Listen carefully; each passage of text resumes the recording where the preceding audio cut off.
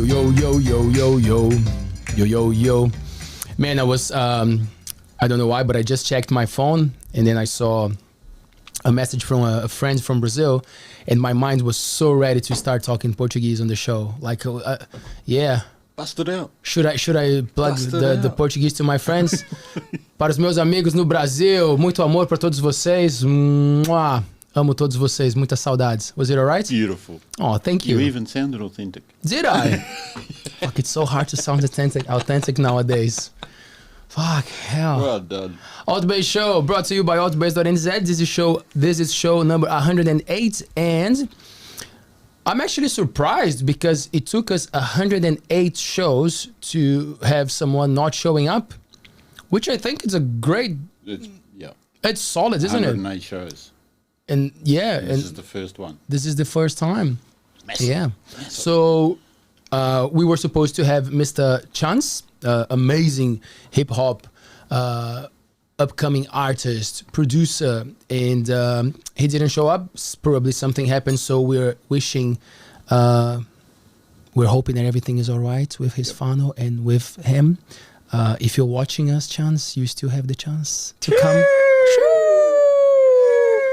Sure, you know where we are. So we're here, man. We put the mic, and if you got the time for us, it would be a pleasure to talk to you.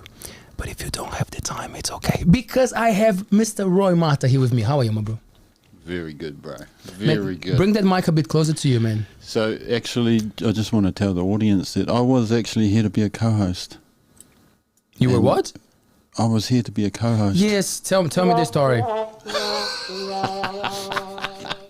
It's crazy how the universe... It is. But yeah, we do. We hope that everything's all good there, Chance. And yeah, it's a real shame that we didn't get to have a corridor with him. But here you are. But here we are. Here we are. Yes. Again. Your show is still such a popular show, and I think that was the second month that we were doing the show, so a lot of things have happened since that. Yeah. Yeah, quite a lot. For you and for me and for all of us. Yes.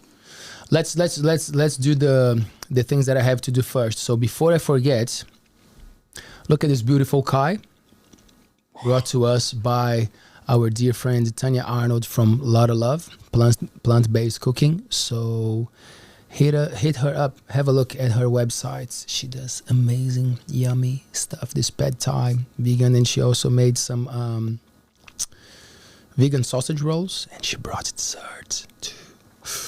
Yeah, and the sauce, it's like a peanut butter. What is that? Yeah, peanut butter sauce. Amazing, killer, eh?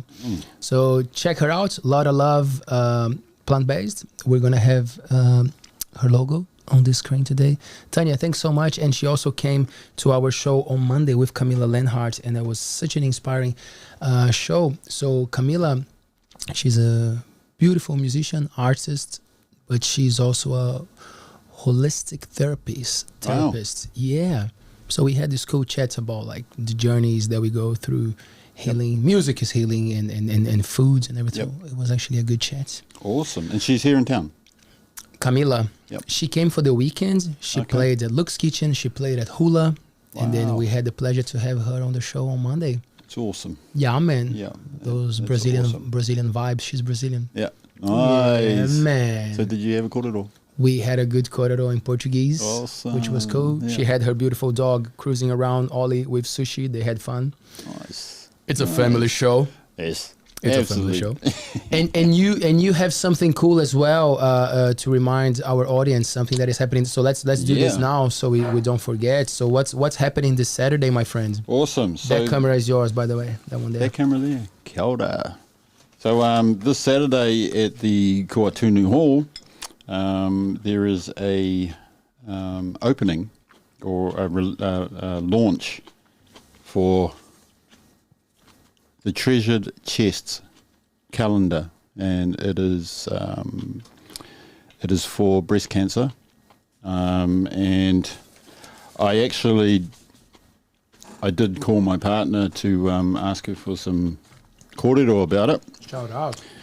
And so Felicity Anne Wimsley, Rebecca Simpson, they all got together to create this calendar for breast cancer and those that are going through, the whānau that are going through all of that trauma around it. The cover was created by Deb at Salty Pippies. She designed the logo for the cover and also designed the cover.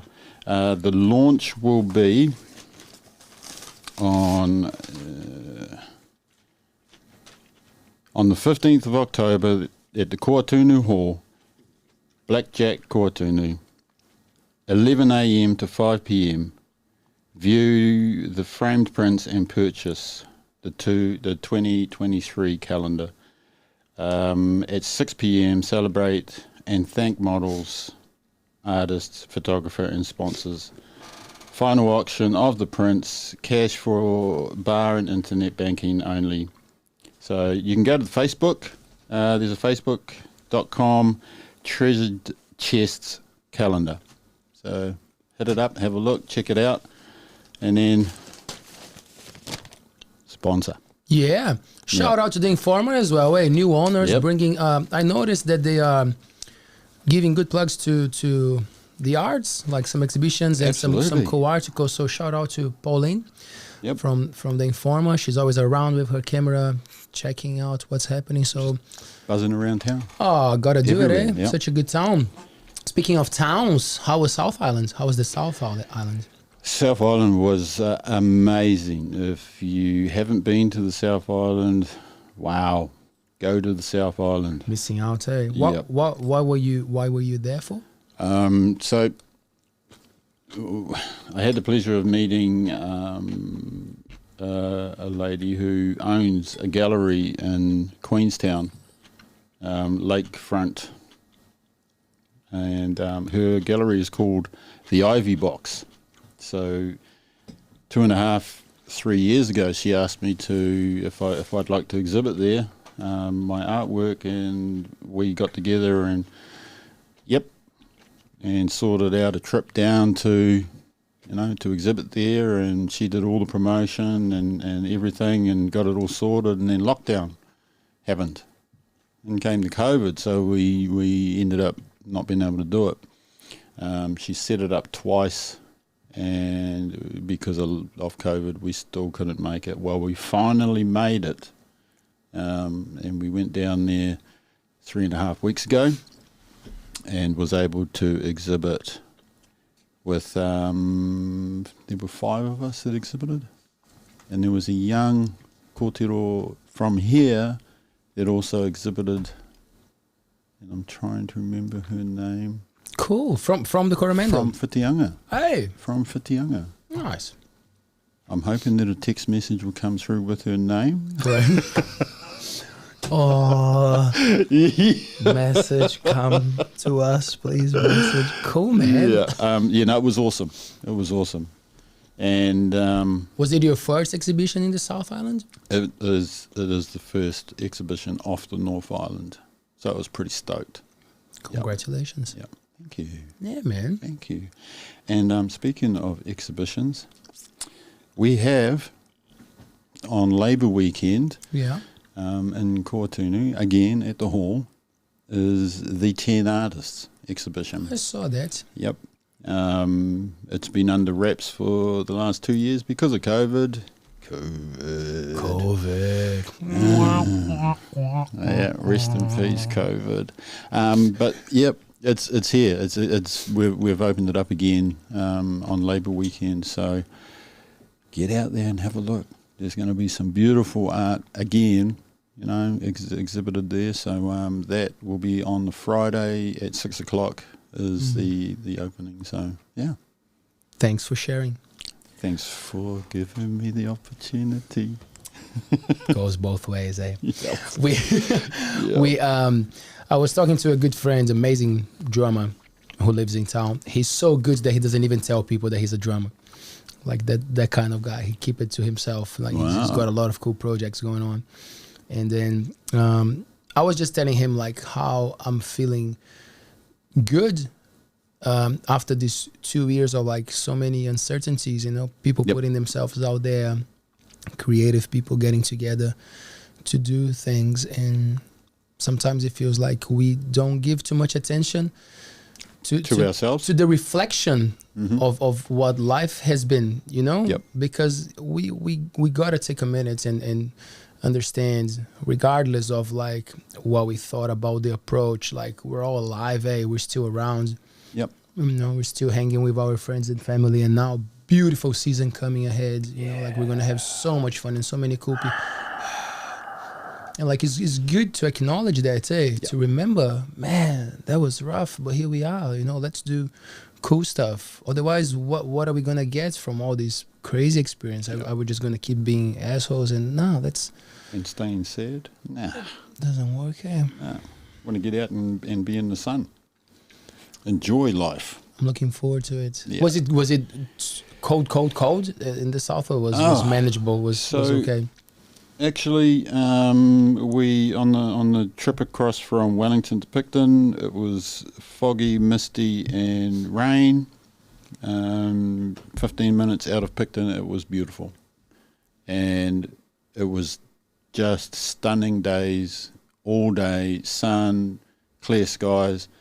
The only other rainy day was at Westport at Cape Foulwind. And where we had showers, but it didn't matter. It was just stunning. Go to the South Island. Go to the South Island. Do you go often? That's the South? Last time I was down there, it was probably like, I don't know, 9 years ago, 8 years ago. Yeah, maybe a little bit longer. I heard that so many times. Kiwis saying that a lot of them don't actually know the other islands. No. That's crazy, Well, my darling hadn't been down there. Hang on. She might be sitting at home right now saying, no, I have, Dick. She'll text you and us. Oh, there she goes. Yes, she just texted. Shout out. I've been to the South Island, man. Did she also send you the name of the artist? Yes, she did. Boom. Thank you, darling. So the young kōrero from Whitianga that was exhibiting in Queenstown, her name is Mika Renner. Shout out to Mika. Yep, shout out to Mika. And yeah, her work was absolutely stunning. In fact, everybody that exhibited in there, although they were from totally different walks of life, their work was exquisite. And Mika had just standing there and being able to listen to her pūrākau about her artwork, it was like, wow, there's so many things going on in there. And it's just, it was beautiful. So well done, Mika. Nice. Yeah. What's the feeling when you work together, or when you have these exhibitions with young people? Because you do work as a youth worker, so you see young people sometimes in vulnerable situations, or they are just living their lives, not even realizing how traumatizing the lifestyle that they are taking can be. How do you take all those things in? So working with rangatahi, and when they express interest in either the art or music, it's one of the best opportunities while working in that space to encourage them to go there, do that, find your expression, find your release, so that you can tell your story. And there's nothing more beautiful than a young person being able to go and drawing something up, putting it out there and telling the world, this is me. This is what happened to me. This is where I've gone through, and this is where I am now. I mean, there's nothing like it. And then if you also have it so that they play music and they write their own lyrics and they write their own music and you listen to their song, it's their journey. It's their story. And it's like, yeah, give it out to the world. Tell them what you are, who you are, where you've come from, where you're going. Anyway. It's quite it's such a natural thing for us to do that, isn't it? Like to we are keen to tell stories. Like even Yep. when you think about like when you're studying or when you try to memorize something, like the best ways are to tell stories. Yep. To organize things as like storytelling, so you remember things and then you express them, your ideas better. And if you are able to just let it go and just tell it as it is, people sit down and go, wow, that felt real. But if you're sitting there and you're going, and at the end of the road there was something else, you know, it's like, come on, man, tell me your story. Yeah. I don't want to hear that story. I want to hear your story. I want to listen to your song. I want to watch you paint your picture. Yeah. How long have you been on this journey now? The youth worker mission. What are we? We're nearly coming up to 3 years. I think when I was on the show, it was 2.5. Yeah. Yeah. Almost 3 years. Almost 3 years. Yeah. Does it get easier, or every day is a new situation? Every day's new. Every day's new. And I mean, like, you know, some of the things, they may be from last week or the week before, but every whānau goes through different stuff. Mm. So you've got to make it work for the whānau. You've got to read their story, listen to them, and then go, okay, how can we help you to get to where you need to be? Mm. What can we do to help you get to where you need to be? Because everybody's got their own answer. They already know what's going to work for them. We're just there to help them find that answer. Do you see the way that things are getting more expensive, and that's what people talk a lot about? Oh man, the shoppings, you know, like just to get through, it's so hard. Is it like one of the common things that kind of like from there it becomes like a domino effect? Yeah, noticing that there's a lot more stress around. You know, they're wondering, why is it that our wages are staying the same, yet the cost of living is hitting the roof? And it has been for a very long time, and it's not healthy. But this is healthy. It's so healthy, eh? I love plant-based food, but they're like that next level healthy and yummy and fulfilling. It's amazing. I just got another text message to mention something. Please do. Oh yeah. So it was 5 years ago that I was in the South Island. Oh really? Yeah. You want me to read this, Taylor? Oh yeah. So speaking of shout outs and things that we gotta talk about, I had this written, and I'm glad that Taylor reminded me at the start of the show, which is good. Our good friend Cody Muir came to the show, one of the boys from the Magri Bay rugby team. Awesome. He's going through a full-on surgery today. Yeah, a Wow. brain surgery, bro. Wow. Heavy. Yeah. I saw him on the weekend. He was looking awesome, as he always is. Very positive guy. But he knows that, you know, there's something there that he has to be looked after. So there's a Give a Little page.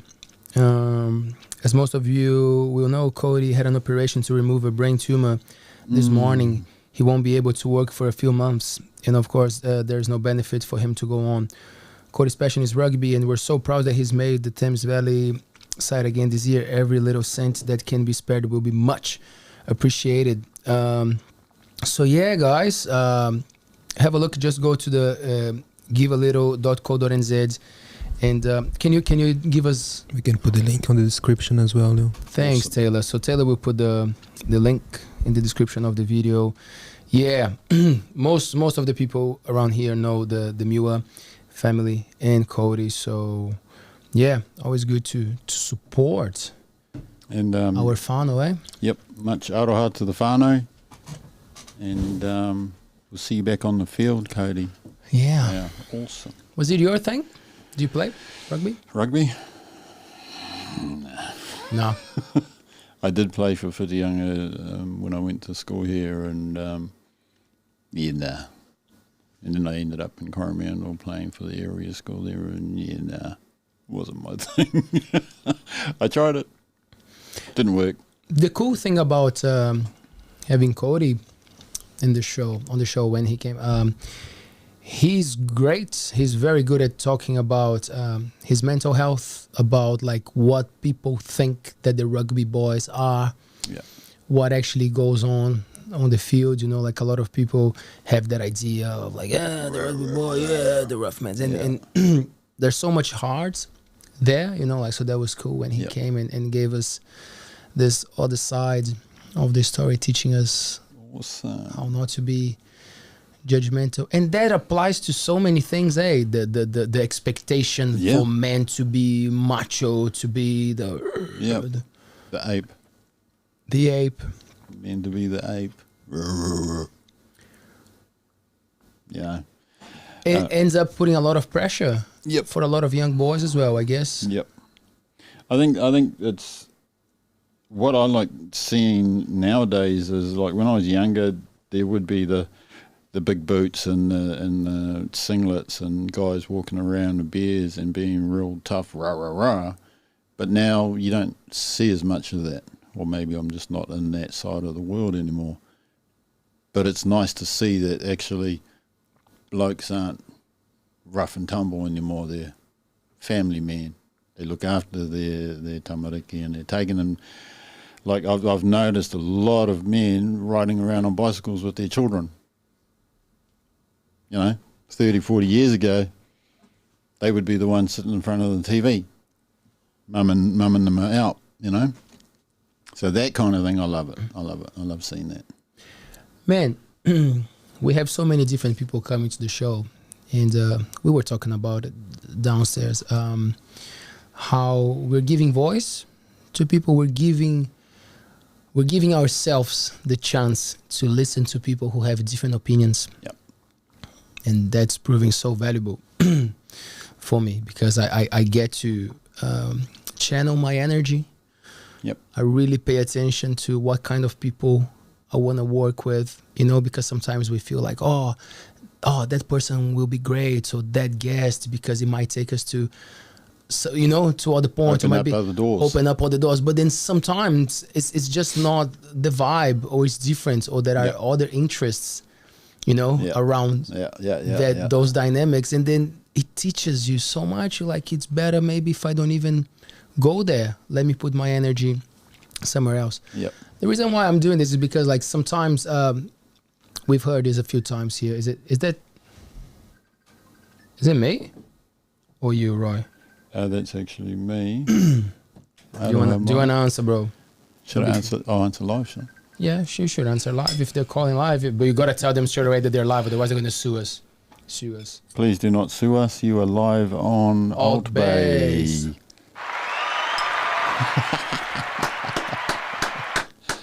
I won't call your name out, but kia ora, bro. Nice. We're definitely live, eh? We couldn't be more live. Yeah, we're definitely live, bro. And I won't mention your name on the show. Oh, damn. But I will call you back. Organic.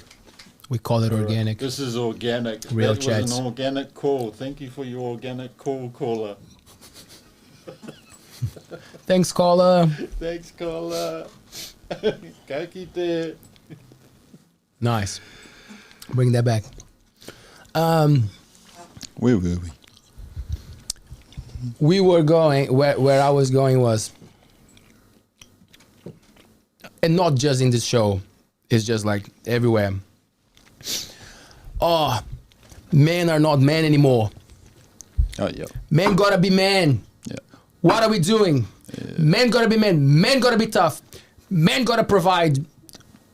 What are we doing to this society? Men gotta be men. And then I'm like, wow, there's a river of insecurity how are we going to navigate that? Anyway, now I'm being judgmental. But like I think that mentality is actually what's causing more damage to people than actually allowing ourselves to be who we are. Yeah. And then great conversations could come from there. I think so. I think like, you know, sometimes kids are going to a different direction or doing something that is not great for them, and then you can come and give some direction and say, look, there are different ways. About it. You know, like because responsibility is completely different from that attitude. You know, like for all of us as humans, we have responsibilities. It doesn't mean that you gotta be the fucking alpha male to be on top of your responsibilities. You know, like, and now that I'm dealing with guys who are maybe like a little bit older than me, some of them have families, some of them are with the family, some of them are not, some of them are starting new families, you know, and then I get to see, I'm like, wow, the ones who have this pressure on them, this idea of like, you gotta provide, you gotta be the man, they break, they burn out, you know, like maybe not in front of the family, but then somewhere else or with vices and stuff. And I'm like, why are we doing that? So would that be putting pressure on them as the alpha? That's how I see it, but I don't know. Yeah. Because sometimes it feels like you can maintain a mask, you can put a mask. It might last for years, you know? So, or you might not even know that the person in their own private times, they are breaking, but they want to keep that idea of being tough. And keep that image. It just doesn't make sense to me.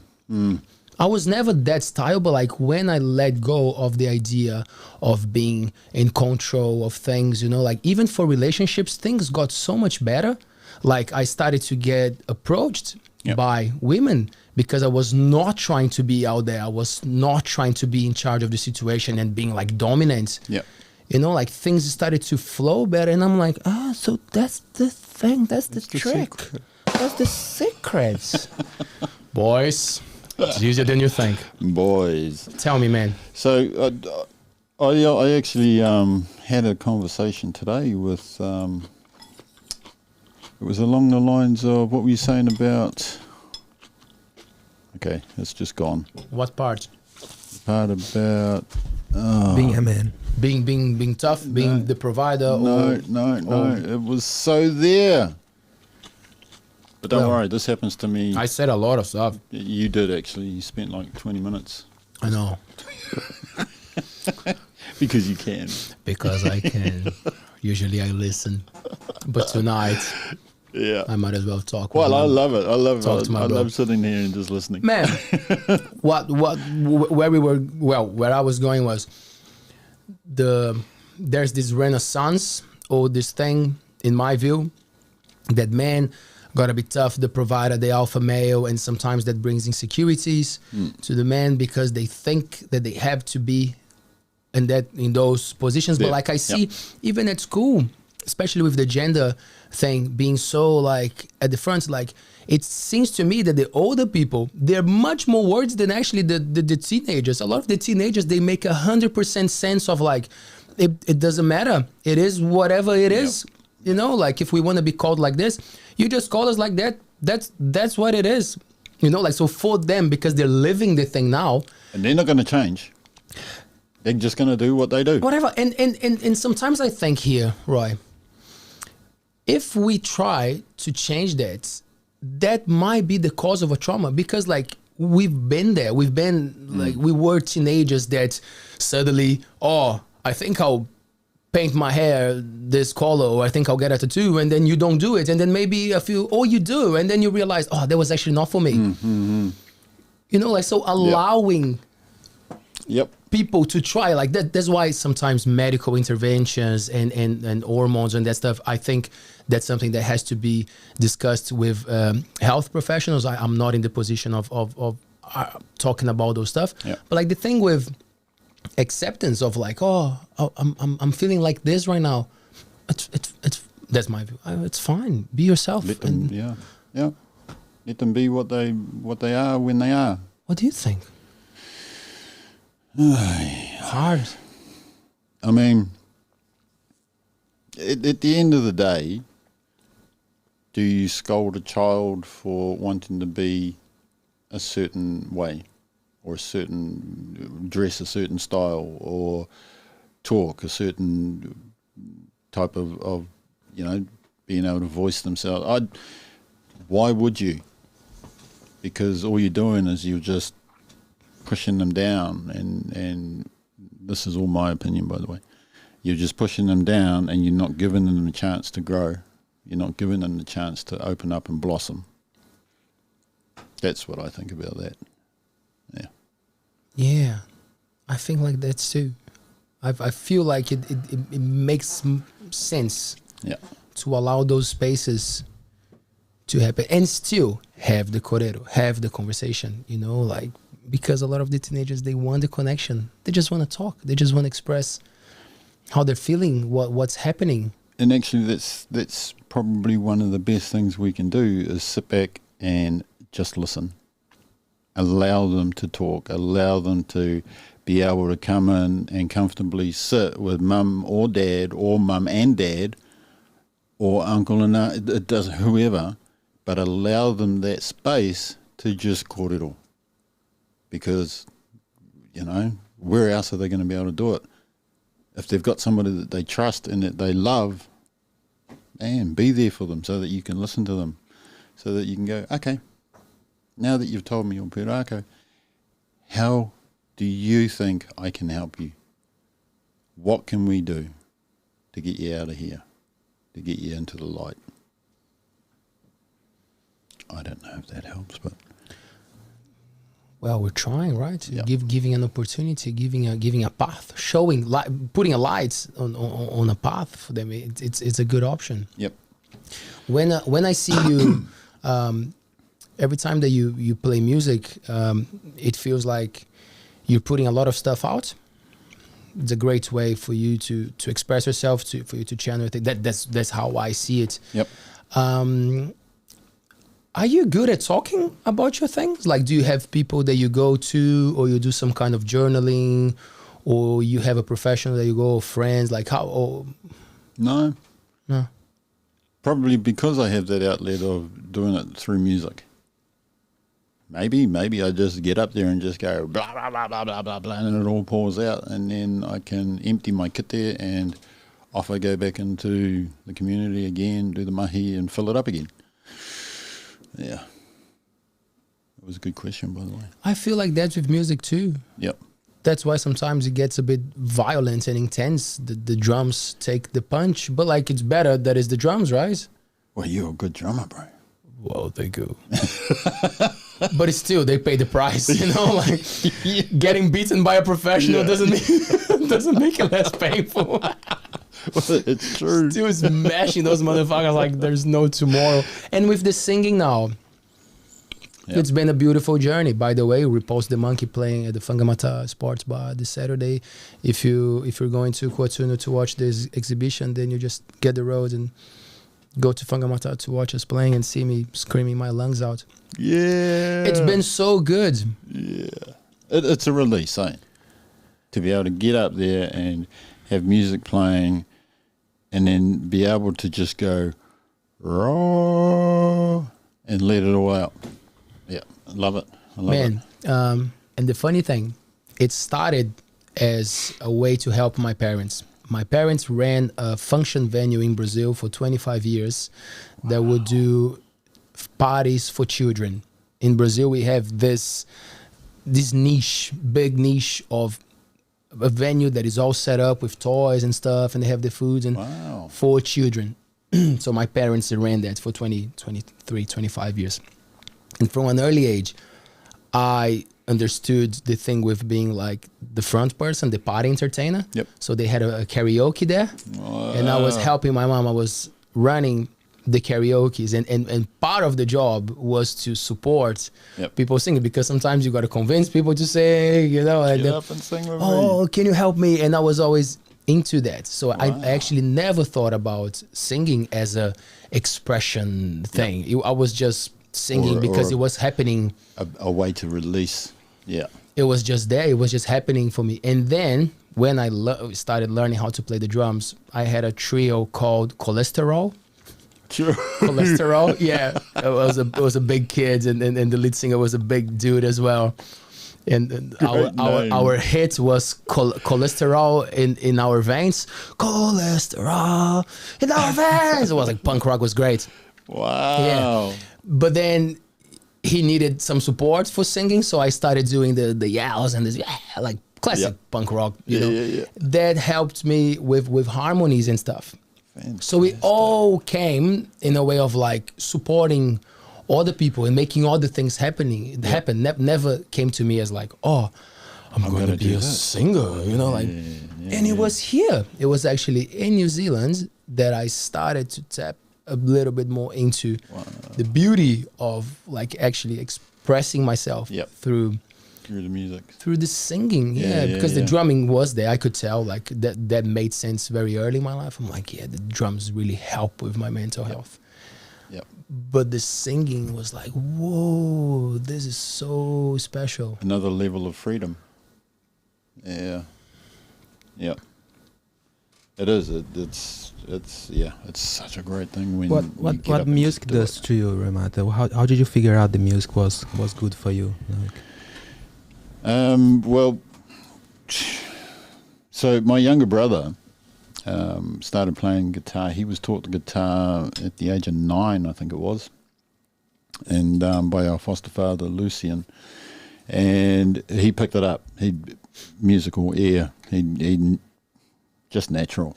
And then we needed a voice. So he would play the guitar and then I would start singing. I'm, I think, 4 years older than him or 5 years older than him. And so we would sit there. He would play the guitar, same 2 or 3 chords over and over and over. But we would jam for like 9 hours. Just sitting there.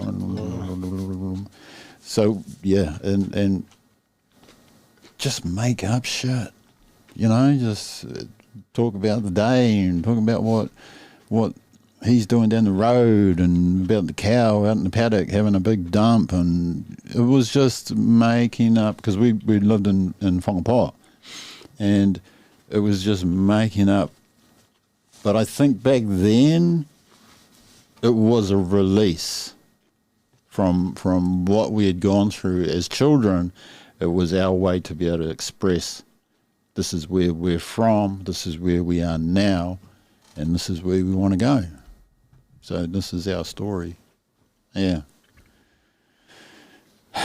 I'm really glad it happened. And Maori people usually, when they sing, it's in tune. Like the group singing is in tune, apart from you 5 minutes ago. I was just going to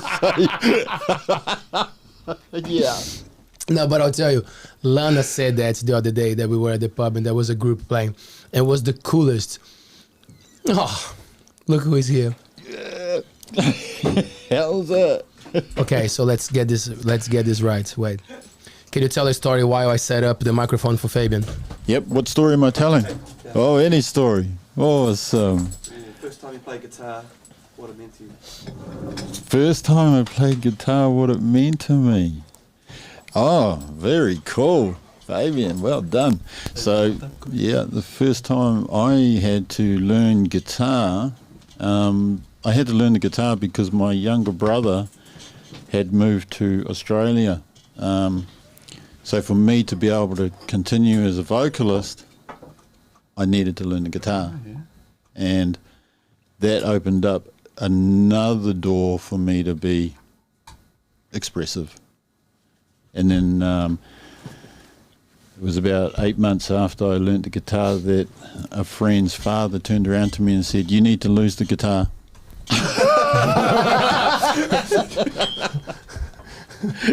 You need to lose the guitar and Focus just on the singing. Yeah, and just be up front and singing. Yeah. Wow. Nice. It's a shame. I'm sorry, I thought I'd just barge in here. I saw your show and I was like, where's the co-host? Where's the pot plant? It's just not going right tonight. Excellent. Mr. Roberts just rocked up. We're going to have a bowl for you so you can have some food and spin some yarns. I'd love to spin some yarns. I saw Roimata, are you our first repeat guest coming on the show? Yeah, man. That's so exciting. Yeah, actually, I rocked up here as co-host. Yeah, and then the boys just chucked me in this seat and says, Taja kōrero. It's time. Oh, perfect. It is time. Yeah.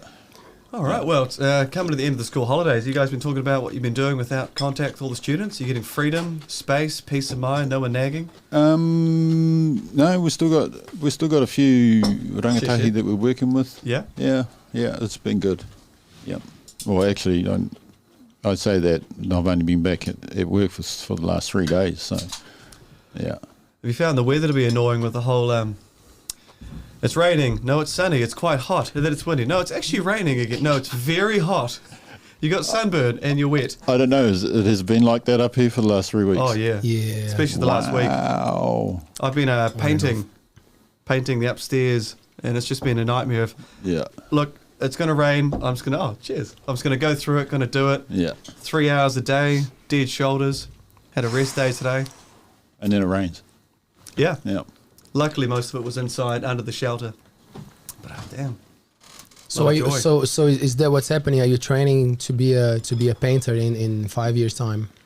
That'd be an interesting profession. I don't think I have the upper body strength. Maybe it'll come with a few years of being an apprentice, but just having your arms above your head, working while holding All a day. tray. Oh, I don't know how people do it. I suppose it's how Taylor over there gets so ripped. He's shredded. Yeah. You see him with his shirt off. It's pretty crazy. Go, Taylor. Lower body, not so much, but his upper body. You stop the picture just here. Yeah. Just on his chest. That's why the Facebook profile photo, I imagine, is perfect height just for him. That's the lens we want to see, a mid-shot, Nice. nothing lower. Bit like our photo that needed to be cropped.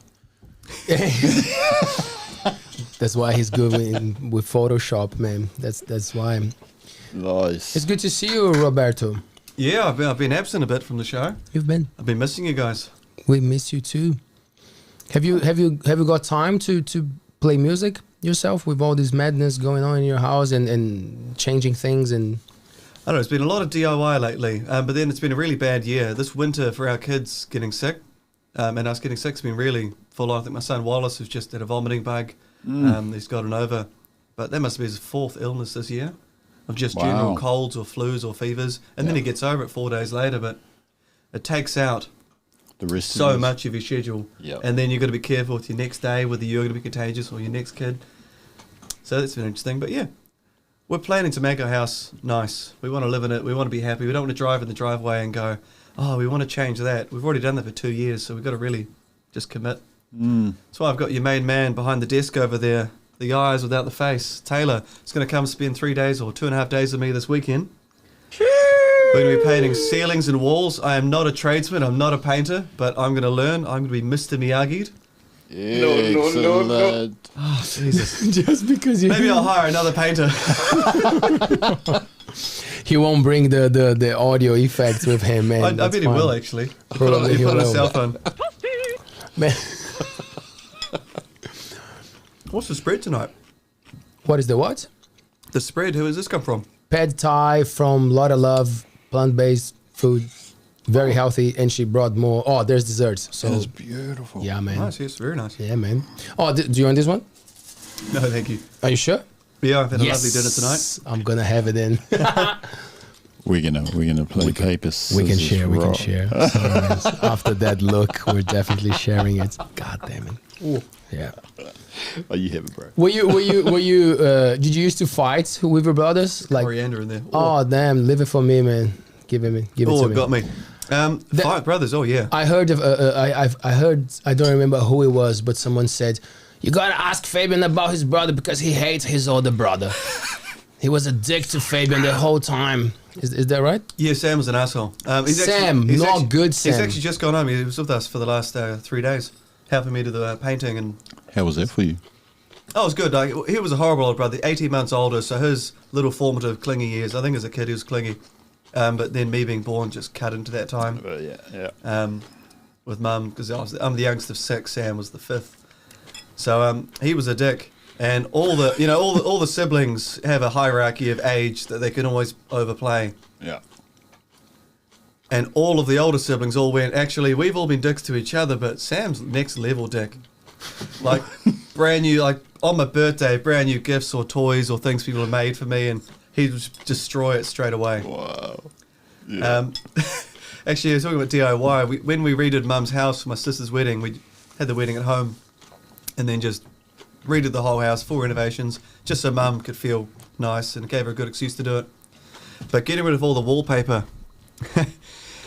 And one of the bedrooms was the word "Die Sam Die" scratched into the wallpaper, and I couldn't really deny it was probably me at like 7 or 8 years old. Die Sam Die. Siblings, eh? Yeah, well, he was a dick. Yeah. You know, he got a lot better. I looking back, I don't know how he became one of the groomsmen at my wedding. We seemed to get along as soon as we didn't live together. In fact, lived in different cities. Our smallest snippets of time together, very valuable. Yeah. Always enjoy it now. Awesome. Plus, I re-broke his nose, and that helped level the playing field. Oh, wow. In the teenage years. And he's 18 months older than you. Yeah. I broke my sister's finger once. It was not nice. On purpose? I was a fat kid, quite obese, and I jumped on her. I landed on her. And she was like, ah! And I blah, like her finger went backward. I feel so bad, eh? Like I apologized to her so many times in my life because I was not you cool. You still apologize to her? Can I get details on I this? kind of do, yeah, because it was not nice to her. Like she says that it's fine. You know, what can you do with someone who is a dick? You just put up with it, especially when they sleep in the next door, right? But yeah, I don't know. Which part of your body hit the finger? Because like if it's your sternum or your belly, regardless of you being overweight, you would have hurt the finger. But if you're saying it was a love handle that did it, then you can feel guilty. Yeah. Or your parents might have to I take responsibility. landed on her, which is not good. Either way, you're going to hurt her. I broke the finger. It was not so good. it's not that you were fat. It's just you're a bad brother. Yeah, both. But being big helps, right? To hurt someone. Gives you some mass. Yeah. Makes it Power. easier. Fat is power. Yeah. Yeah. Fat is power. Jim Morrison would say that. Say at the end of his career, like when he was a big man, he was like, "Oh, I'm enjoying being a big man. You know, like this, being this machine, being this like thing that you know shows up, and you can see that there's a big human there." Yeah, but you enjoy sleeping and snoring through all the walls and struggling to get out of bed and can't fit in the bathtub. Enjoy that? Nah. Yeah, he died in the bathtub, right? Shit. Sorry, guys. True. To bring it up. That's all right. Do you snore, Robert? I'm silent. No snoring. I think if I'm sick and everything's blocked and I have to, then I snore. Otherwise, I sound like I'm dead. Genuinely, I'm a silent sleeper. Creeps my wife out years and years ago when she discovered it. It's just the occasional, "You awake?" Yeah. Shut, go away. What happened? No, I'm fine. I'm silent. I'm the opposite. Oh man, it must be the most terrifying snoring ever, eh? Actually, I'm probably half as terrifying as my younger brother, Oh yeah? who shakes the house. Imagine that family, man. Yeah. It must be tiring in your throat. Do you would you wake up going, "Oh, I feel like I've just sung 3 Yeah. gigs Yeah. badly"? Actually, sometimes I wake up and it's just a real dry throat, and it's like it feels as though sandpaper's been ripped through it. But I have a sleep apnea machine. The full on mask? Yeah. Do you love it? It's a lot easier to sleep, and I don't know if my darling would agree with that, but But Leo, don't you have some sort of tape system you do for your snoring? I've heard you talk about something where you sellotape or duct tape a lip. I was never much of a snorer, but I read this book. I mentioned this book so much, you should get in touch with the guy. It's true. I mentioned the book a lot. I'm pretty sure it's Breathe by James Nestor. And he talks about this technique of putting a small piece of tape in your lips while you're sleeping so you don't mouth breathe. oh, so just double-sided you're tape. closed. Oh, okay. You're the opposite. Yeah. So that's enough to not dribble a lot, and then it's very less likely that you will wake up with them. Obviously, he doesn't recommend the thing. He just says there is a technique that people do, and he definitely says you should check, because if you have a blocked nose, it's not a great idea to block your mouth, right? Otherwise, you'd be yeah. But like for a lot of people who wake up in the middle of the night to go to the toilet, sometimes 2-3 times, you know, like I'm not even gonna try to explain why, but like he says that like nose breathing helps a lot, like for those deep sleeps patterns and everything. So I've been doing for Probably 1 year. That's why I'm still single.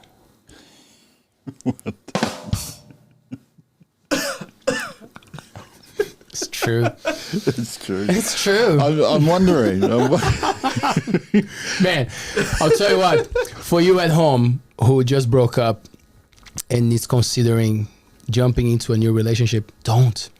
Enjoy yourself. Find the happiness in being single. Be a happy person by yourself.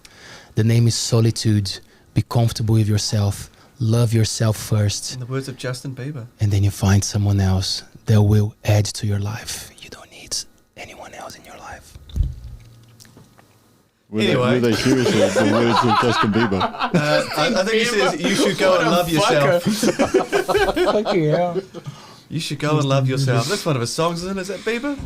I have no I was just thinking idea. about the sleep apnea mask. I remember Homer gets one of the original sleep apnea and he goes to bed in The Simpsons next to Marge. And I think it's Marge's high school boyfriend, the billionaire, gives it to her, but it plays a piece of music. And I think it ends, I was trying to think of the song. I think it's, I am watching you through a camera, sort of comes in, but just, you brought me back memories of Simpsons. Thank you, Roimata. You're welcome. I'm hoping yours sings as well. Sings beautiful songs. It does. It gets a punch in the face. I'm going to say, is it your own songs? Hopefully not now. Not this bloody one again. Like we all grew up with Simpsons. You as well, Roimata. Did you used to watch in Brazil? Was so popular. Yeah. Still very popular. Yeah. Yeah. Not that I can remember much. The voice of it, actors in Brazil would have been different, yeah? Yeah. Yes. So what was it like hearing them in English? Did you look in English while you lived in Yeah, Brazil, or did you true. come here and see them, or have you looked back? What's So, the time there? Homer Simpson in Brazil, he doesn't do the, what is the classic sound that he does in English? Do! That sort of thing? It's more of like a, how is it, Sailor? It's more of like a doop, isn't it? It's more of like a doop. And I was so used to the Yeah, doop. it is more like that. But saying that Brazil is considered to be the best dubs in the world. Yeah. Like they are really True. good. Yeah. And most of the movies in Brazil, people prefer to just listen, to watch it dub instead of subtitles. What is a shame. Yeah. Although that is a Wow. good thing for the writers, like Matt Groening being the creator of it, it's clever writing. You can look back and watch a season and you can know what era it is in the world, who was president, who were the movie stars, what were the current events, Yeah, what was right. the political things people did. It's funny, like the Green movie, you go through the whole Greenpeace type movement series, you get Arnold Schwarzenegger getting into politics. Someone told me that now with the new season, because they don't stop, right? Homer is a bit of a stoner now. Like he Really? smokes weeds and stuff. No! I think they're catching up with what's happening in the US. By the way, Really? did you guys see that Joe Biden put on, I think it was on Twitter or like social media, saying that like the US is gonna make justice to a lot of people who were caught with weeds, you know, like and considered I think- criminals. Like there's a whole Wow. thing going on about like, yeah. I'm not an expert on it, but I believe what he's done is we're trying to stop it from being a federal offence. So anything independent states still have their own jurisdiction, but the far fewer crimes that come into the federal jurisdiction, they're getting pardoned for use. Right. So I think it's Wow. there's still the whole issue. Like that's a drop in the ocean. But it's a good start. It's a right? step. It's a Well, there's step. lots of good steps. I think they said it's already legal for medicine somewhere in the teens, and that there's different ways of dealing with it in 30 of the states already. So I think there is Wow. progress already happening in the states. Yeah. Did you vote for yes for the cannabis thing for the referendum in New Zealand? Right. You don't have to share, but that would be a dick move. You can lie. Love it. Love it. That's what I love Sorry. about ALTBAYS. I'm doing Just everything that, straight that we in. always say. Don't do that to the guests. Don't be a dick to the guests. Yeah, That's no, what we talk about. fantastic. We're too close. You know, an Not odd thing is, good. I remember the referendum coming up, and I remember discussing lots of people, Yeah. and I can't actually remember what I voted because I've never done. Because you were too stoned. Well, You mean again? I rolled up the form and tried it out. It wasn't good. I've never done the drug, so I had the whole thing of going, well, I'm happy to get rid of crime, but I don't think anyone needs it if they're mentally health, but maybe it'll help people be mentally secure. And I had this big debate of like, we need to get rid of punishments for people. So I think I probably voted yes, we should approve. Yes, meaning that. But I honestly don't remember. Maybe I was a different person then. And to be, I don't. You don't remember either. No. And I could not vote, so we're gonna always stay. Oh damn! Wow. on the So wall. neutral. Yeah. But the funny thing about that time that I clearly remember was most people that I asked, there was a division of a lot of people wanting to be legalized or decriminalized, right? I think the word is decriminalized. But the people who did not want to, it was an amazing mix that I never saw before, was the religious people and the people who sell drugs. I'm like, for the first time, they're in the same group. Because like the religious people don't know what they're talking about when it comes to weed. Sorry, ooh, that was close, eh? Hey. I almost go. No, I'm joking, Roimata. I'm going to stop, man. I'm just teasing you. But the people who have some interest in the illegal markets, obviously they didn't want the thing to be legalized because they make more money, That's right. out of the illegal thing. And then I realized how sometimes a referendum is not that efficient. Sometimes it's better if you have very, very smart people who understand what a substance can do and leave it up to them. What do you think, Robert? You want to give me shit? I was going to say a different lens to look at through that combination of groups of people. Just say the people that don't want it taxed. Both of those are tax free. The books are managed by somebody, I guess. Yeah. Roy, we had a good show with Graham Markham. Do you know him from C3 Church? Great big smile. No, but yeah. That was a good show because Fabian is happy to say that he's an atheist, and Graham is the senior pastor of the church, and I thought I would be in big trouble by putting those two together in the same room. And it was good, eh? It was an amazing conversation. Wow. It was Yeah, it was pretty good cool. chat. Yeah. Wow. Yes. I prefer the term non-theist, but that's fine. Non-theist. If I heard you guys chatting about identifying, I prefer to be a non-theist. No one could demonstrate like a deity or a... So, I'm a non-theist. Non-theist. Interesting. Yeah. Yeah. I just got a text message, by the way, Share it, please. that says, yes, you voted to legalise. Is that I signed the form for you? I made sure you did. Darling, where's the form? What are we voting for? So I just thought I'd share that.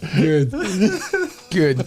So see, people, I'm going to correct myself and say, actually, it's not that great to be single. It's good to find someone who can remind you of stuff when you start to become forgetful. You want someone there. Ah, man. Thank you, by the way, darling. Taylor, what is hot, man? What are the hot topics? What's happening in New Zealand? Or Fabian, what have you been reading on the news? What are you guys following up? Let's talk about some War. Which one?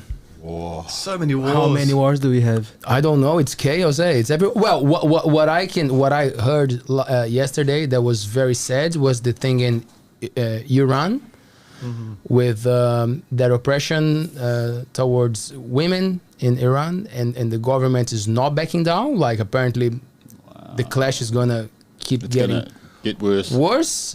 Wow. So that was something frustrating to hear. And then I saw a little clip of Trump saying that Putin has no idea who he's dealing with, like that America, if they make the moves that they can make, we're going to see some ugly stuff. And then makes me think, like, what the fuck is Trump going on about? Like, man, haven't you had your time? And well, I feel like it's pretty close to some shit to happen, to be honest. But the question that I was arguing with someone at work today is, who started the war? Who was the starter? Was that a question to you? Yeah, it's just like, you know, when you're working, you're not doing much. You should. I was listening to, I was actually playing to my brother a song by Pink Floyd, Us and Them, and the whole idea of there being two sides of a war and a conflict.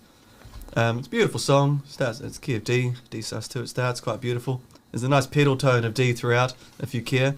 No one does. And the whole idea of the lyrics go through is there's an us and a them, who knows, there's black and blue, there's up and down and left and right, whatever. It's all about sort of false dichotomies, people are opposites to each other. And then at one point, the war goes, the general says this, you got to go to the front line and kill each other but he sits back there in his desk moving bits of, little tokens on a map. And the next sort of chorus line goes to somebody that's on the opposite side of the war that says, come on, and there's room for you inside. It doesn't matter if you're enemies. And then later on in the song, it finally gets to the point where the whole point of the war, what was it about? Who started it? To target Taylor. Whole idea is that there's an old man sitting there, like he's eating some sort of food, and he's getting frustrated by the cost of jam or something or other. Wow. I can't remember the exact lyrics now, but the whole idea is the whole war. They sum up the entire war to conclude with it being about someone going, "Oh, I have to go. It's hard to get this ingredient now." So yeah, I don't think I answered your question, but I put it in a musical frame. It's just upsetting that it always goes back to the young people, like generations that will miss out on a lot of stuff because they have to put themselves out there to the battles, and Russia trying to bring civilians, like people who are not even military trained to be part of the army and stuff. And then you're like, wow, so many lives will be interrupted there. And it's not just this generation, it's 3 or 4 generations that is affected by it. It's... You split families apart. So the people that have to stay behind are damaged. The people that have to go are damaged. If they come back, they're damaged. Yep. It's sad. Not that fun. Thanks for the topic of war, though. It's really good to get into the nitty-gritty. Yeah. Actually, in terms of dealing with young kids and mental states and awareness education, I had to chat with several kids years ago when I took a senior learning group, like a form class type setup. And they would go, oh, there's bloody Russians, all these Russians. And I sort of went, wait, which Russians? All the Russians. And I went, the 2-year-old babies, the newborn baby right now, they're the Russians to you? Oh, not them. What about the 14-year-olds that are, wanting to buy a new bike or be able to buy their first bike because they may not be? Oh, not them. Okay, well, can you be more specific? Because there's there are generations of millions and millions of people that are not Russia in the news or Russia in the eyes of one side of the issue. I think it's quite sad. Yep. Generalising, eh? Yeah, it's just, this bloody them. Yep. Can you be more specific? And I'm a stickler for being specific. Oh. Good. Gets this guy racked up sometimes. Well, you gotta listen to people, right? I like your points. You gotta hear I the don't arguments. agree with them all the time. Oh, yeah. But I do like them. I'm yet to agree to yours, but I'm open to it if you've got some good points to share. And we talked about before you arrived about like how this show allows these moments to happen. Like someone in front of you, you gotta listen to the person. You're not gonna interrupt the person all the time just to say how much you interrupt you disagree there? with them. Thank you. That was good. He's very professional. And he didn't button in time, so he sort of failed his job, didn't he? Well, he's giving you a break. He's giving you a break. But what's really nice is that this show does give you, or as a listener, gives you the opportunity to decide whether you want to take on board what the subject is or leave it behind. And that's quite nice to be able to sit there and listen to a show and go, yep, I agree with that part of your kōrero, but that other part that you just said, no, I'm not gonna agree with that.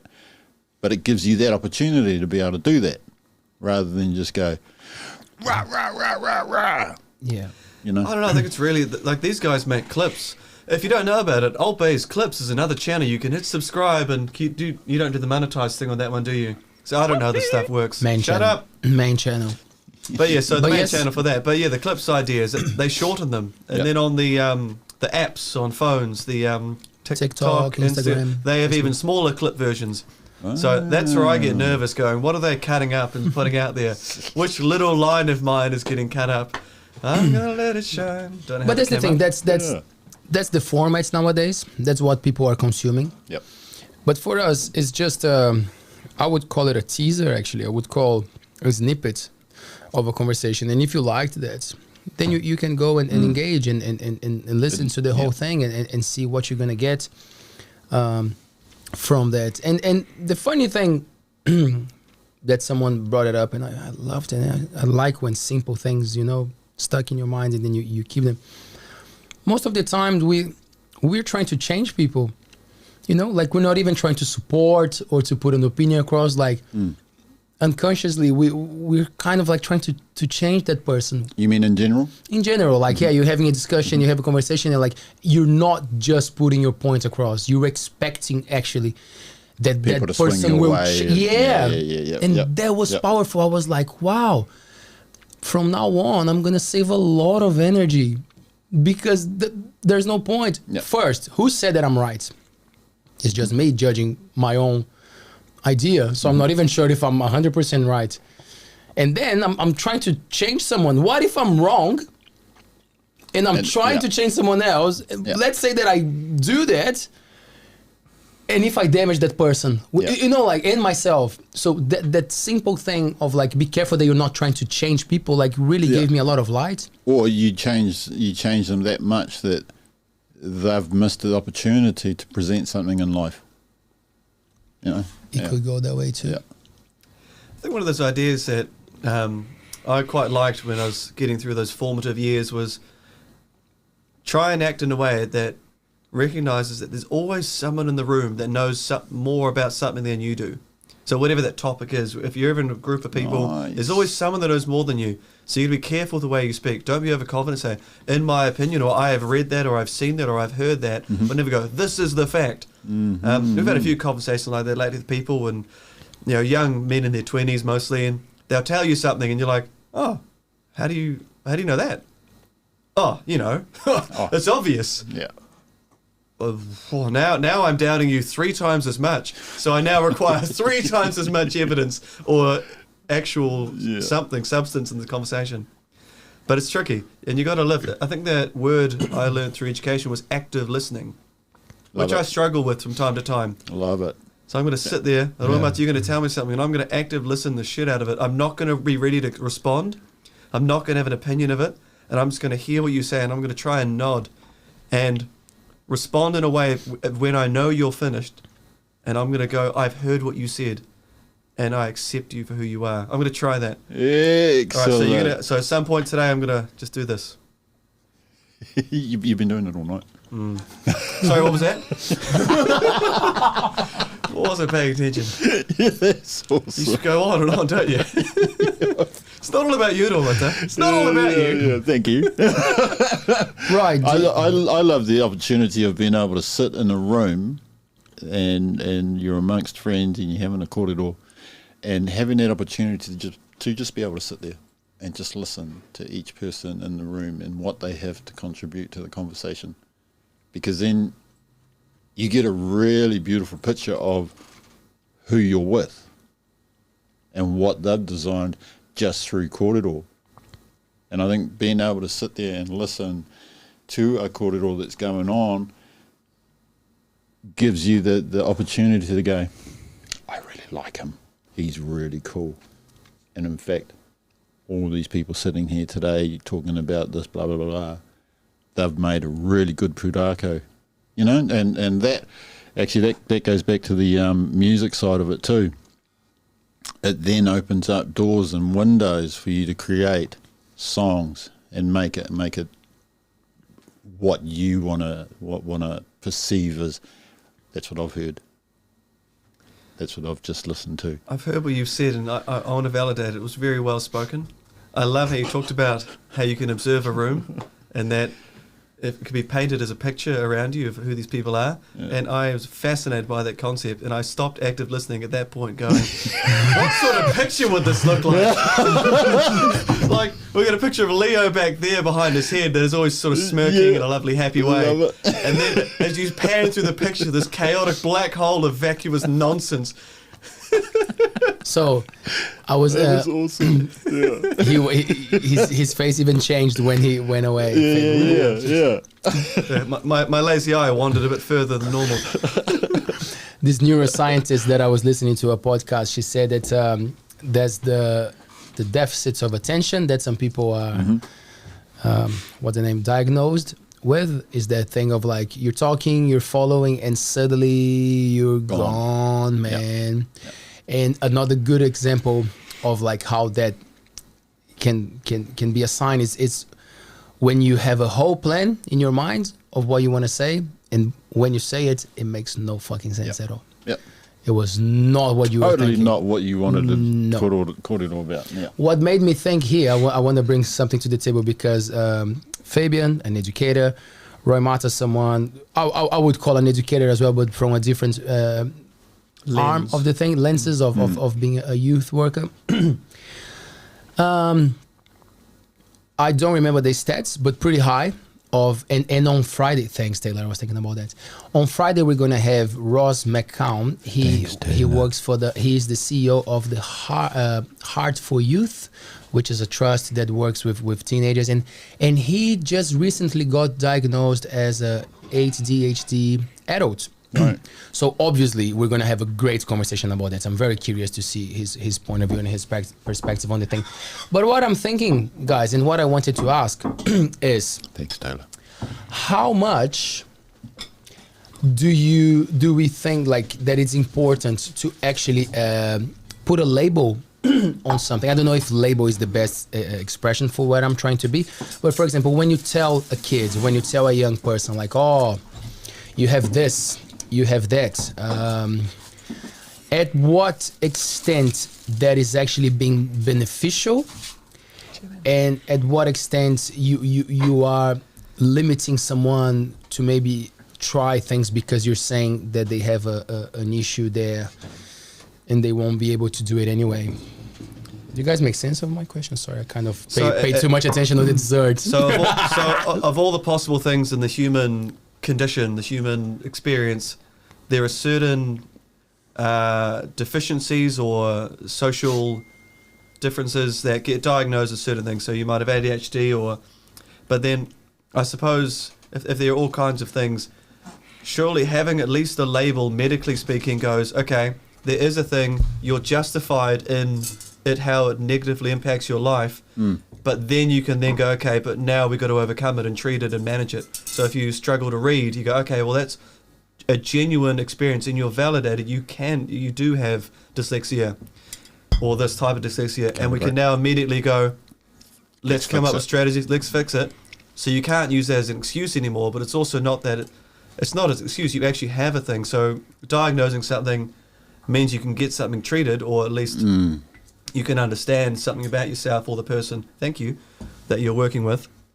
But then in terms of, are you worried about the over-medicalizing or the... Yes. Yeah. That's what I'm worried about. I think it's also nowadays a lot of kids get diagnosed with ADHD. Yeah, is one word. And I feel that a lot of them use that as well because they know, you know, like, I don't know. I think it is good to get to know what people have, but sometimes telling a kid that is 5 years old, 7 years old, that they have that and they probably gonna have a learning disability or whatever, you know, like, sometimes I feel that hold them back a little bit, you know, like, because in my eyes, I used to have a lot of learning disability when I was younger, but no one told me that I had it. People would be like, go and try harder, you know, like, and eventually you get it. Maybe you won't get it, but, you know, like, if you're not even trying, you know, like, because someone is telling you that you cannot do it, for me, it feels that it's a little bit wrong, you know. Throw it over. Got a point there, right? Yeah, I would agree with that as well, is that quite often young ones will be told or diagnosed, and then in their latter years they would use that to their advantage. Not in all cases, but yeah, I've come across that. Yeah. And what can be dangerous in my perspective, I think that the pharmaceutical industry and the holistic treatments, they should walk together. One should complement the other and be helpful with each other, you know, like not demonizing one or the other or saying that one will work better than the other. But hooking up someone, like making someone reliant, is that the word? Making someone reliant on pills from one way? Yeah, like on pills or something, mainly because they have to fit to the system. Because like if there was not an educational purpose at the end of that road, you would not worry about the deficit of attention or whatever, but because it has to fit on a system that, like, because you gotta make those marks, you gotta succeed in these aspects. So we gotta treat you so you can succeed. And that's, for me, when it gets a little bit dangerous as well, because, like, how long are you gonna be relying on this support just to fit on something that, like, might not even be for you? Because a lot of the kids, you know, so it's a very broad, and I don't want to, like, go hard because we all work on these systems, but, like, it's nice when we talk about the approaches, eh? And then you find people have been in the system or on the system or on medication, and they've been on there for like 22, 23 years. And, you know, it's like, what world were they put into because of medication? Why did it have to take them that long for them to spend 22, 23 years on a medication that possibly didn't need to be? There's got to be other ways of doing it. Dave, my boss gave us me a book to do with the scars of mental trauma, and I've used it for professional reading to do with young development and children that have experienced a very different experience to my own, or many, hopefully majority of Earth's. Hopefully, it's better than most of the experiences, with the idea of trying to paint that you need love and relationships as, you know, a primary thing, that if you don't have that, it's very difficult to have the medication to be administered properly, or to be treated and get taken the right appointments growing up. Then followed, of course, by it may be that it's some sort of therapy with someone who's experienced or trained in dealing with young children. But the idea of the writer constantly talks about there'll always be a combination of three, and it won't be the same hierarchy of the three. That maybe that someone needs a lot of medical intervention right away before they can even be spoken to, before they're in a space where their body can relax. So that, and part of you saying that before about, you know, trying to fit into a system, it's come up a lot lately in the last couple of years to do with doctors. You know, doctors say this about vaccines, or doctors say this about treatment for cancer or treatment for this injury, and my GP says this and that. And all of them are human, and all of them have their own way of mapping the best experiences. Like, everyone has had a good and bad experience with GPs, and I've heard so many stories about it, but it's because all of them are human, and all of them work with what they have, their own experiences, their own expertise, their own interest. If they're really interested in finding out the neurochemistry of it, then they may be fascinated in the administration of certain types of drugs that have a certain track record. But it has to be nuanced, it has to be understood. And when we talked about it at the very beginning, with someone that may have over-diagnosing versus over-treating versus... I think it's got to be flexible and framed right. Taylor talks about some kids find out as a kid, well, then it's been framed wrong by the family support net layer.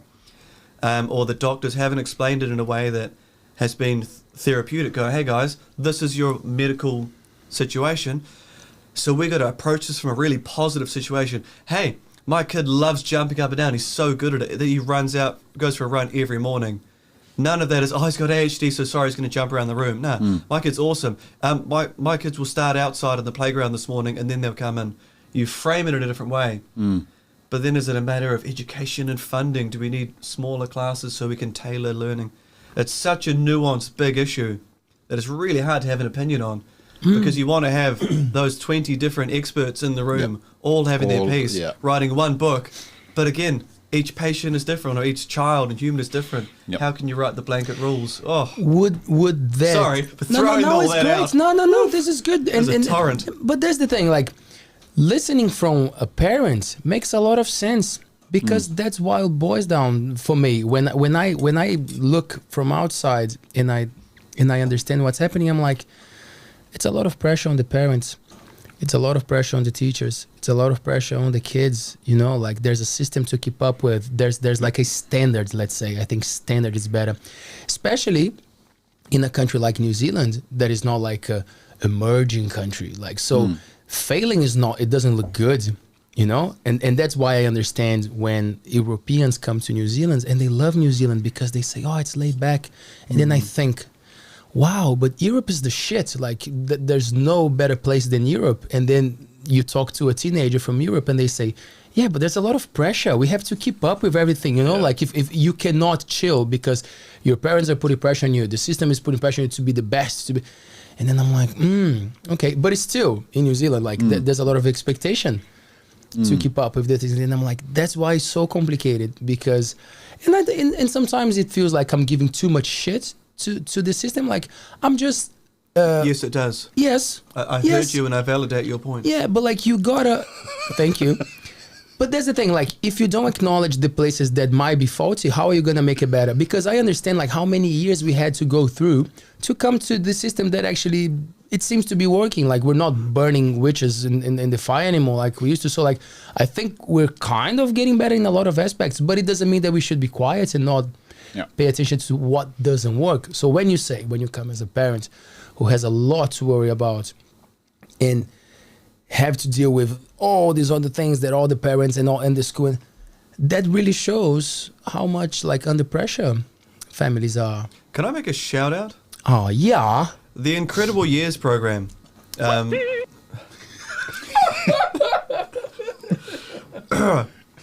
I make a shout out? The Incredible Years program that's running in Whitianga is amazing. If you've seen the posters up or the flyers, they take a certain group. We signed up to work, wife and I, so Tuesday evenings during the term, last term, every Tuesday we could make it. Different parents all on there talking about how to approach playing, how to approach games. And a lot of it was the parent, like, get out of your own head. Listen to your child. Wow. How are they playing? Wow. And then how can you do that? Now go away and break up groups and write down things that your kid enjoys and what you're like. And then that next week come back. How much did you listen to your child? Like last night, my wife said to me, because my son was sick and unwell, and he wanted me to stay with him a night. And this Incredible Years thing, I just went, oh shit, what should I do? And my wife went, just tell him you'll come back, you'll set an alarm, and you'll be back in 10 minutes to check on him. And I went, okay, I'll try that. And when I told him that, he went, okay, you'll be back here in 10 minutes, and you'll give me 10 kisses, so you come back and I'll get a kiss, and then you'll go away. But not an alarm, just a timer. Okay, so not too loud. Okay. And I'll be back in 10 minutes. I went downstairs. I was like, how did you know that? It was one of the episodes I missed, one of the meetings I missed. That's how you get your kid to sleep.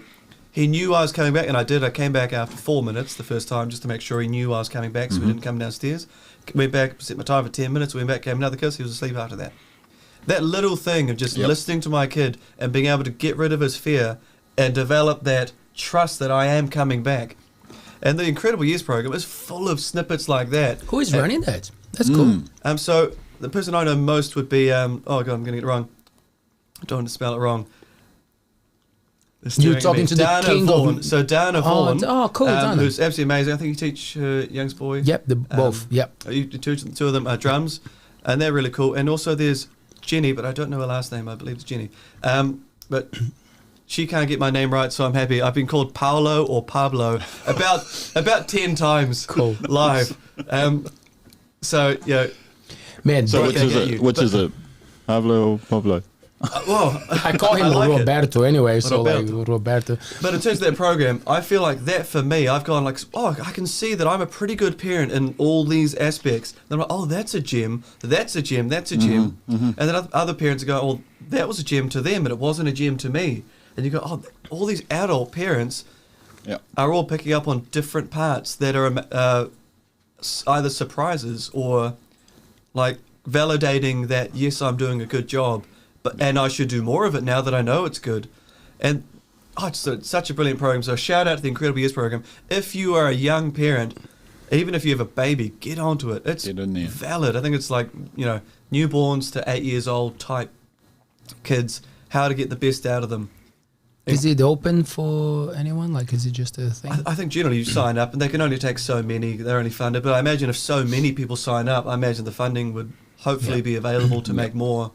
I think it's generally how those things work. I like the get out of your head and listen to your children. We were talking earlier, and it's like that's what they need. The rangatahi today, the tamariki, need somebody to listen to them, so that they can just sit there and go, yep, okay, I've got you. I understand you now. And there could be 10, 15 people in the room who then understand what that rangatahi is trying to say. Yeah, I like it. I like it. Get out of your head. Listen to your children. And the golden rule that I've got out of there, where the attention goes, the behaviour grows. If you're constantly scolding them for something, they're going to keep doing it because they get your attention. Yeah. So where your attention goes, it's one of those like creepy horror film mantras where the cult goes, the greater good. But it's, where the attention goes, the behaviour grows. It's beautiful. Fabian, your man. wife just tested us in the chats and said that her name is Joe. Joe! Damn it, Joanna! Oh, Jenny. Today's the day of getting Totally. Getting names right. Tax day from Well, I got down, I was just sitting there, because I know her face, but she's got my name wrong, we're even.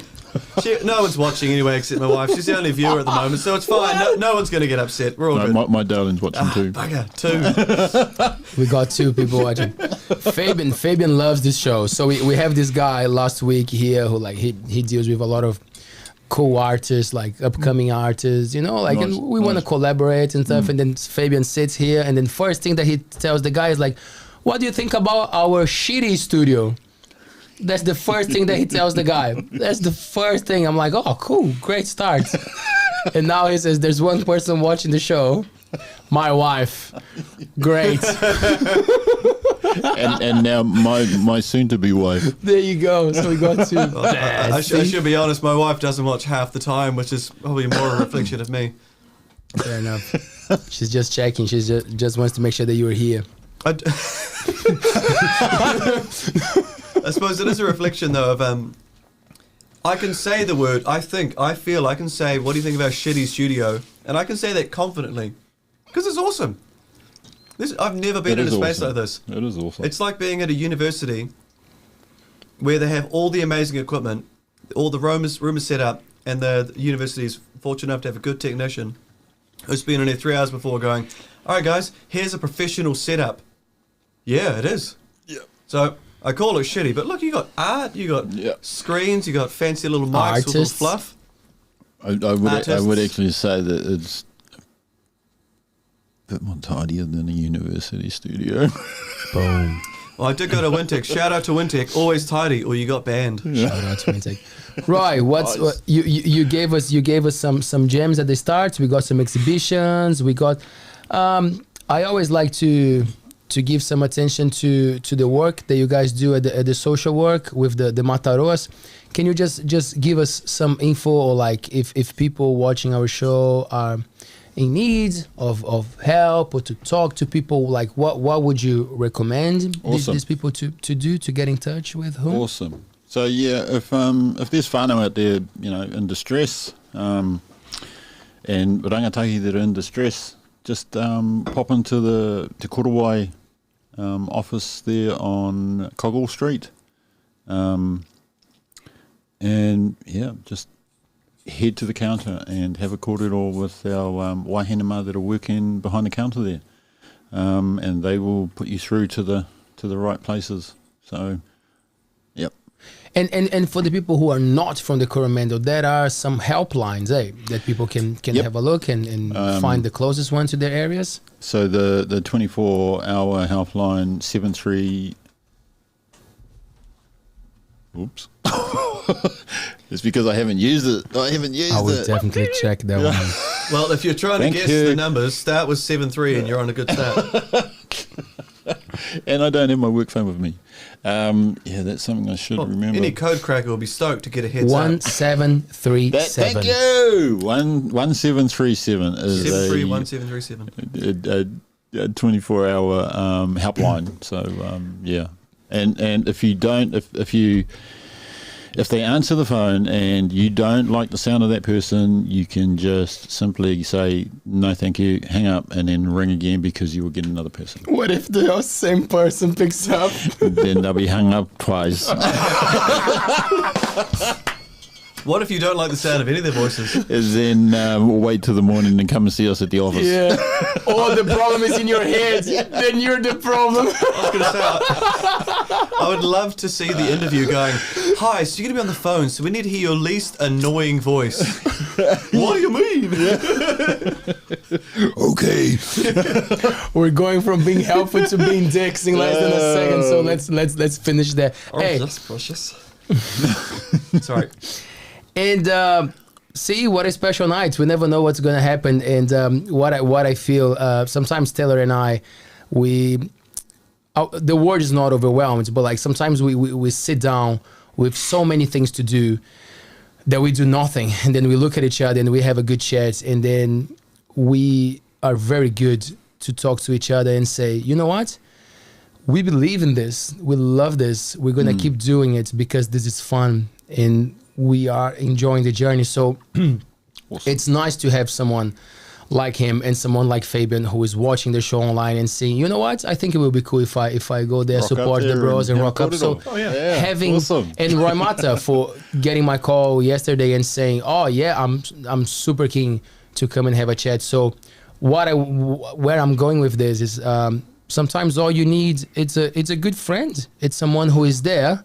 All you need is love. Love, yeah, and you getting got a friend. Oh, and Carole King, you went there. It's nice. Beatles, and even like not to talk. Most of the time, is just to listen. You know, because so many times we say, "Oh, I don't even know what to say." Well, maybe it's better if you don't say anything. Just sit there and listen to the bro, and it might be exactly what the bro needs. Because suddenly, you'll say something and I'll go, "Oh, I can touch on that." Say it best when you say nothing at all. Hey, All I've got is songs now. It's Professionals, just eh? awful. Fatality. you like that one? I like that one. What a comment. Damn. Hey, Do you have flawless victory? That'd be awesome. Flawless victory. That was great. I hope that Ross Macau doesn't cancel on us on Friday. If he does, we'll be back. We'll he's be not here watching. having a chat. Right, my bro. Always a big pleasure, Awesome. my man. Thank you so much. Thank you, boys. Taylor, awesome. I'm not going to fist bump you. Thank I've you. had vomiting kids. I on know, me. that's okay. Thanks, Tanya, from Lot of Love. This dessert is just like so dangerous. It's so amazing. Dark chocolates with blue Boysenberries. boysenberry.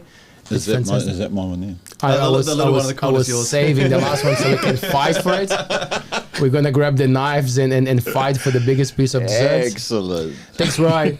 Thanks, Fabian. Welcome. Thanks, Taylor. For you watching us at home, make sure to subscribe to our channel, and that's it. If the guests don't show up, you're gonna listen to us having great correros. So yeah, we're cool. Bye. Peace.